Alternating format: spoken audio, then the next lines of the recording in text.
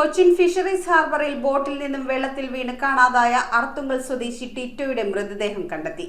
അശാസ്ത്രീയ harbour നിർമ്മാണമാണ് അപകടത്തിന് കാരണമെന്ന ആരോപണം.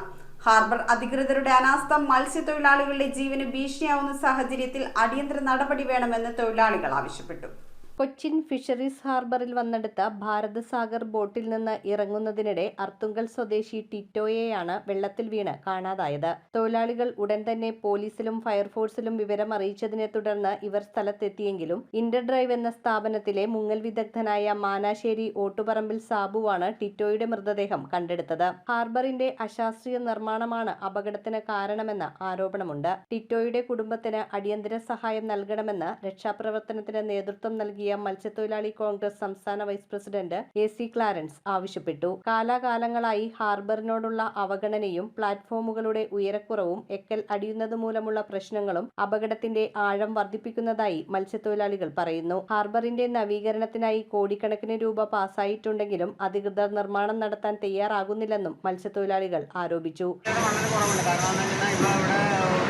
കോടിക്കണക്കിന് രൂപ ഇവിടെ നമ്മുടെ പാസ്സായിട്ടുണ്ട്. മത്സ്യത്തൊഴിലാളികൾക്ക് അതുപോലെ ഇവിടുത്തെ അനുബന്ധ തൊഴിലാളികൾക്കും സുരക്ഷിതമായിട്ട് ജോലി ചെയ്യാൻ പറ്റാത്തൊരവസ്ഥയാണ്.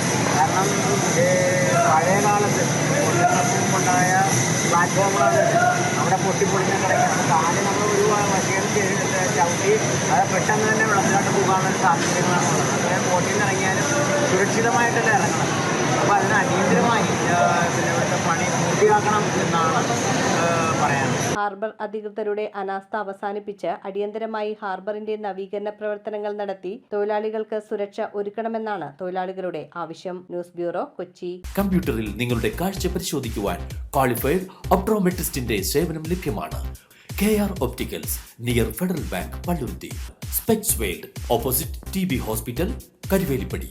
KR ഒപ്റ്റിക്കൽസ്, കമ്പർഷൻ മുക്ക്, കുമ്പളങ്ങി.